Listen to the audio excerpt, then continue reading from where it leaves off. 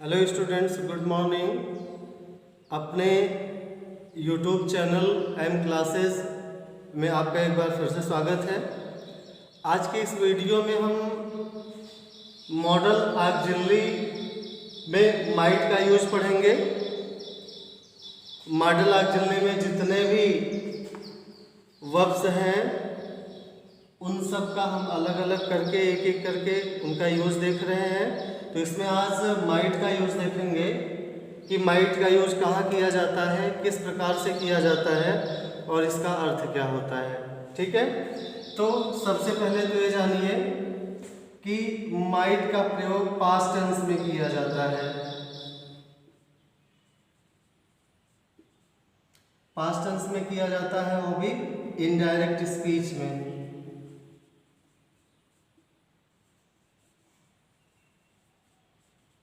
ठीक है, सबसे पहले आपको इतना समझना होगा कि मे का पास्ट माइट होता है और भी इसके एग्जाम्पल हैं, लेकिन सबसे पहला आप जानिए कि मे का पास्ट माइट होता है।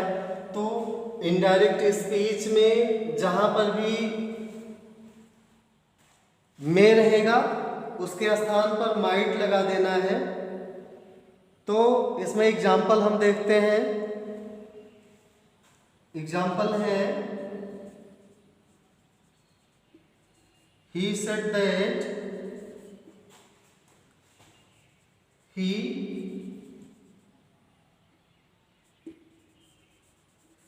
Might go. यहां पे देखें, यहां पे पास्ट टेंस में दिया गया है, सेड है, तो जब ये पास्ट टेंस में है तो यहाँ माइट लगाना पड़ेगा। अगर यहाँ माइट के स्थान पे हम मे कर देते हैं तो हमारा जो सेंस है वो क्लियर नहीं हो पाएगा, सेंस सही नहीं होगा। तो इसीलिए यहाँ पे मे नहीं रहेगा, मे के स्थान पे यहाँ पे माइट रहेगा। ठीक है, तो हो जाएगा he said that he might go. ठीक है, अगला एग्जाम्पल हम देखते हैं। जैसा कि यहाँ बताया जा रहा है कि इसका यूज माइट का वो पास्ट टेंस में किया जाता है, और पास्ट टेंस में कहाँ पे, इनडायरेक्ट स्पीच में इसका यूज किया जाता है। ठीक है, तो इसका जो दूसरा वाला एग्जाम्पल है,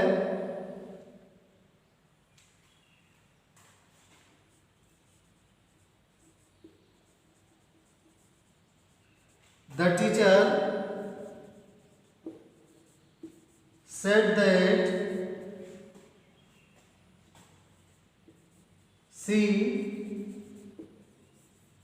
might go to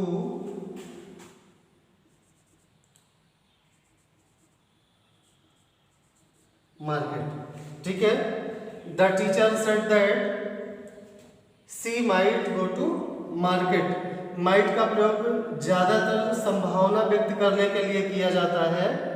ठीक है, तो हमारा यहाँ पे जब माइट लग गया तो इसका मतलब ये पास्ट टेंस में है। ठीक है, यहाँ में हम नहीं लगा सकते, कारण ये है कि यहाँ पे सेड ये पास्ट टेंस में है, और जब यहाँ ए वर्ब पास्ट टेंस में है तो यहाँ हमको मे नहीं बल्कि मे के स्थान पे माइट लगाना पड़ेगा। ठीक है, तो ये हो गया इनडायरेक्ट स्पीच में इसका यूज कैसे किया जाता है। अब माइट का जो दूसरा यूज है उसको हम देखेंगे।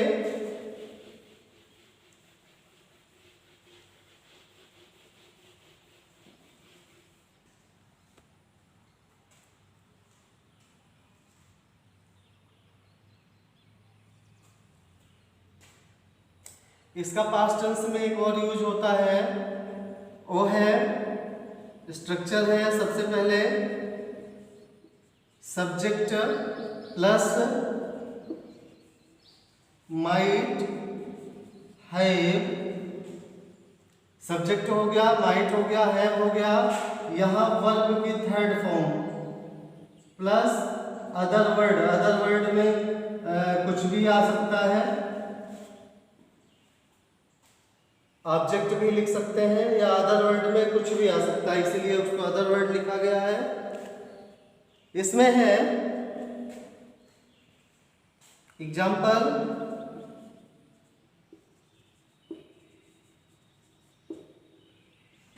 माइट हो गया, उसके बाद हैव लगाए, ठीक है। यहां वर्ब की थर्ड फॉर्म लगानी है तो गो लगा देते हैं। गो की थर्ड फॉर्म क्या होगी? Go went gone. Other word में यहां पे she might have gone at home, ठीक है। यहां पे माइट हैव लगा है, इसका मतलब है पास्ट टेंस में इसका यूज हुआ है। She might have gone at home. बात समझ में आई? यहां अगर इसका हम मतलब देखें माइट और हैव का, तो इसका अर्थ होता है शायद ही, ठीक है। इसका अर्थ क्या होगा? सी माइट हैव गॉन, शायद ही वह गई हो एट होम, घर पर, शायद ही वह घर पर गई हो, मतलब। और वैसे भी जानिए माइट का प्रयोग जो होता है वो एकदम निगेटिव की तरह से होता है। मतलब यहाँ पे दिया गया शायद ही वह घर गई हो, तो यहाँ जो घर जाने वाला काम है एकदम वो निगेटिव में शायद ही गई हो, मतलब इस घर जाने का जो काम है वह बहुत ही कम उम्मीद है कि हुआ होगा, ठीक है। यानी ये कह सकते हैं कि यह निगेटिव है, एकदम क्लियर है कि वह घर गई ही नहीं है, ठीक है। लेकिन इस तरह से व्यक्त करेंगे तो इसका मतलब यही होगा कि वह शायद ही घर गई हो, ठीक है। इसका जो अगला एग्जाम्पल हम देखते हैं,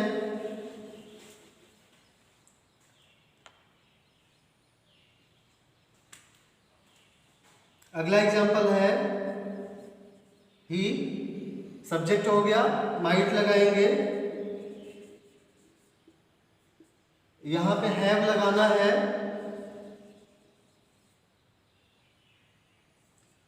वर्ब की थर्ड फॉर्म,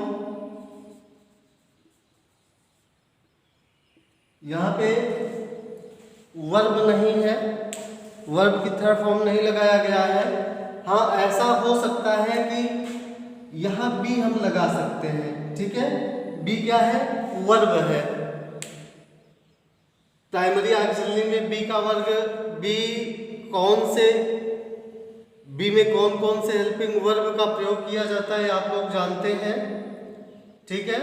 तो इसमें हम यहाँ बी लगा दे रहे हैं। She might have be a doctor,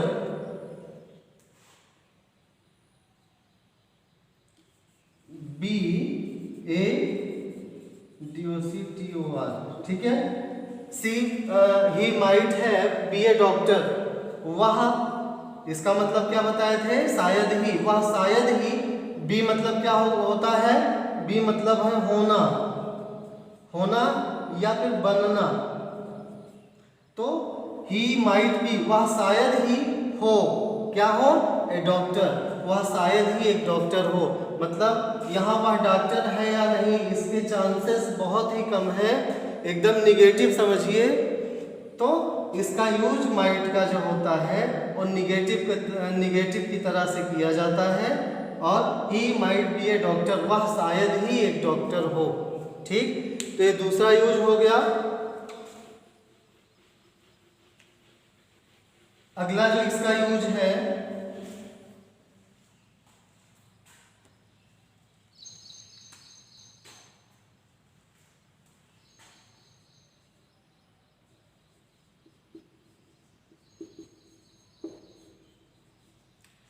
possibility व्यक्त करने के लिए। ए पॉसिबिलिटी क्या होता है? पॉसिबिलिटी मतलब संभावना व्यक्त करने के लिए इसका यूज किया जाता है, संभावना,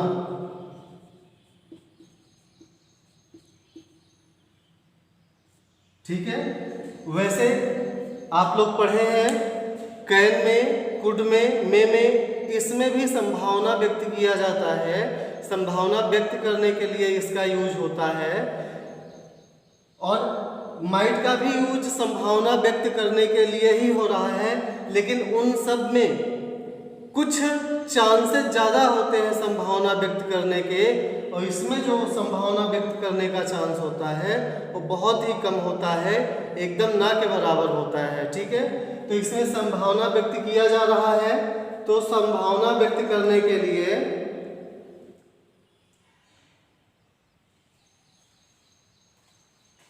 यहां पे देखेंगे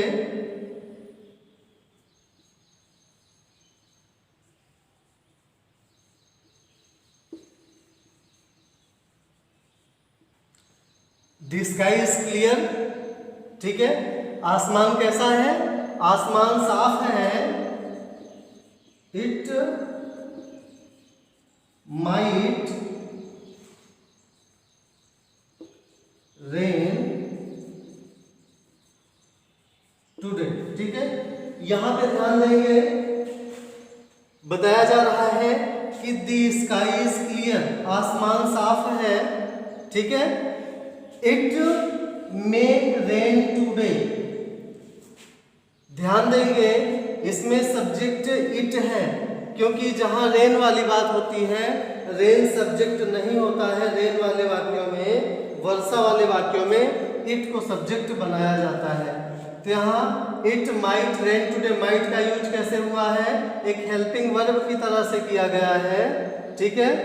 तो इसका सेंस देखें, द स्काई इज क्लियर, आसमान साफ है। इट माइट रेन टुडे, आज वर्षा हो सकती है, ठीक है। अगर कोई इस तरह से कहता है कि आज आसमान साफ है फिर भी आज वर्षा हो सकती है, तो आप समझ सकते हैं कि वर्षा होने का चांस कितना है। भाई जब आसमान साफ है तो वर्षा होने की बिल्कुल भी उम्मीद नहीं है, तो इसका मतलब यह है कि माइट का यूज उस जगह संभावना तो व्यक्त करता है, ये तो क्लियर है, लेकिन उसकी संभावना के जो चांसेस होते हैं वो बहुत ही कम होते हैं, ठीक है। और एक चीज यहाँ पे और कर सकते हैं कि यहाँ पे बी लगा सकते हैं। It might be rain today या फिर इट माइट रेन टुडे, दोनों का सेंस एक ही है। हाँ, अंतर क्या है? इट माइट रेन टुडे, आज वर्षा हो सकती है, होने की संभावना है। बी लग गया तो बी माने भी होना होता है। अगर खाली रेन रहेगा तो रेन मीन्स वर्षा होना, उसका भी वही अर्थ है। और अगर बी लग जाएगा तो बी का मतलब भी होना होता है, बशर्ते ये वर्ब का यूज हुआ है। अगर इसको नहीं लिखेंगे तो इसमें वर्ब का यूज नहीं होगा। क्लियर हुआ? इसके बाद फिर हम अगले सेंटेंस की तरफ चलते हैं।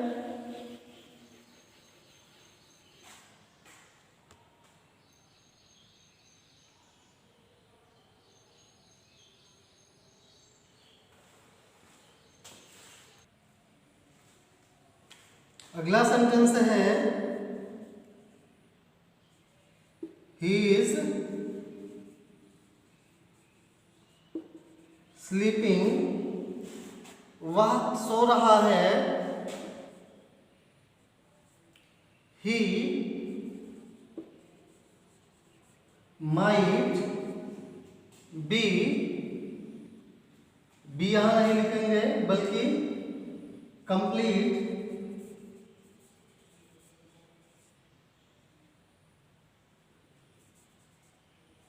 हिज वर्क, ठीक है। वर्क या यहां होमवर्क कर दें।